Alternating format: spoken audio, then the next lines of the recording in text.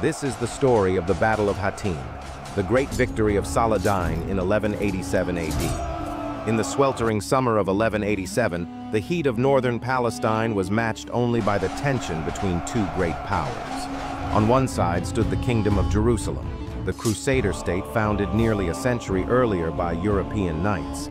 On the other, Sultan Saladin, leader of the Muslim forces united under the banner of the Ayyubid dynasty. Their destinies would collide at a dry plateau near the Sea of Galilee called Hattin. Today, we travel back in time to witness how Saladin achieved one of the most decisive victories of the medieval world. Months before the battle, Saladin's armies had been gaining strength and confidence. He had recaptured key towns from the Crusaders, tightened his control over Egypt and Syria, and forged alliances with Bedouin tribes. The Crusader lords, scattered across coastal strongholds and inland castles, grew anxious as rumors of a massive Muslim army spread. King Guy of Lusignan, newly crowned ruler of Jerusalem, faced pressure from his barons to take action and relieve besieged fortresses. In late June, Saladin laid siege to the fortress of Tiberias, a strategic Crusader stronghold on the western shore of Lake Tiberias. King Guy assembled his knights at Acre, then marched northward with an army perhaps numbering 20,000 men. His goal was to break the siege and lift Saladin's growing threat. Yet the summer sun beat down mercilessly, and water sources were scarce. By July 3rd, Guy reached the plateau of Hattin, east of Tiberias. He encamped his army near two small freshwater springs. Saladin, meanwhile, arranged his forces on the surrounding hills and dunes, cutting off access to those springs.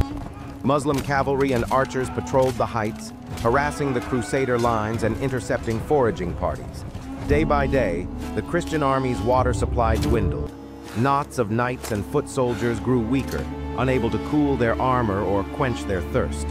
Desert winds carried clouds of dust, stinging their eyes. Inside his camp, King Guy debated retreat, but his barons insisted on striking a blow to save Tiberias and preserve their honor. Against better judgment, he ordered a dawn advance toward the horns of Hattin, two rocky peaks marking the nearest route to safety. As dawn broke on July 4th, the Crusader banners fluttered in the breeze. Thousands of armored knights, mounted and on foot, began marching across the barren land. But Saladin was ready. His men stormed down from the hills, archers firing volleys into the cramped formation below. Horses and men collapsed from arrow wounds or exhaustion. Scouts reported Saladin's flanking detachments closing in to the east and west, hemming the Crusaders in. By midday, the Christian army was surrounded. The sun blazed overhead. The remnants of Guy's forces clustered around the royal standard, desperate to form a defensive square. Saladin himself rode in the forefront, his banner of the green field and the white crescent waving proudly. He offered terms of surrender. The exhausted knights and footmen hesitated, torn between chivalric duty and survival. King Guy refused to yield, though his advisors counseled him to save his men. Saladin unleashed his cavalry. Regiments of seasoned Mamluk horsemen charged, smashing into the flanks of the tired Crusaders. Foot soldiers armed with spears and maces pressed forward, cutting down those who fell from their saddles. The clash of steel rang across the plains. Want to know what happened next? Hit that subscribe button for part 2.